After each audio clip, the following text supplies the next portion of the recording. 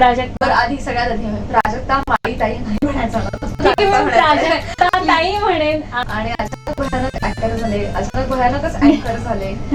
तेही काही प्लॅन मध्ये नव्हतं आणि इथे रुळले. थांबायचा असाही विचार नव्हता की एक एक्सपिरियन्स पण करूया आणि नंतर परत आपापली गाडी ऍक्टिंग कडे वळूया असं होतं. बट यु नो देवाचे आपल्याविषयीचे प्लॅन्स वेगळे असतात आणि कधी कधी खूपच चांगले असतात. So go with the flow. So Bharatanatyam पासून जर्नी सुरू झाली. बालनाट्य वगैरे मी केलं. खूप एकांकिका स्पर्धा केल्या लहान असताना. डान्स कॉम्पिटिशन खूप केल्या, डान्स शोज खूप केले आणि मग एकातून एक अशी संधी येत गेली, जनरेट होत गेली. मी ऑडिशन देत गेले. डान्सच्याच एका रियालिटी शोच्या दरम्यानच मला एक ओळखीचा मुलगा झाला होता. त्यांनी मला ऑडिशनसाठी बोलावलं एका अँकरिंग शोच्या. तिथून मला मालिकांसाठी ऑडिशनला विचारण्यात आलं. सो वन बाय वनच झालं. क्या बात आहे. म्हणजे नाटक, बालनाट्य, त्याच्यानंतर मालिका, मग नंतर चित्रपट, आता अँकरिंग आहे.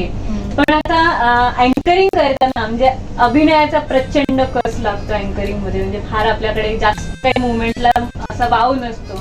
आणि जे तुझं वा दादा वा, वा ताई वा, असे हे जास्त फेमस झालेले जे काही किस्से आहेत, म्हणजे या वा दादा वाच्या मागे म्हणजे खूप सारे, म्हणजे आम्ही घरात बसून हसतोच, पण सेटवर काय मजा होते त्या बाबतीत?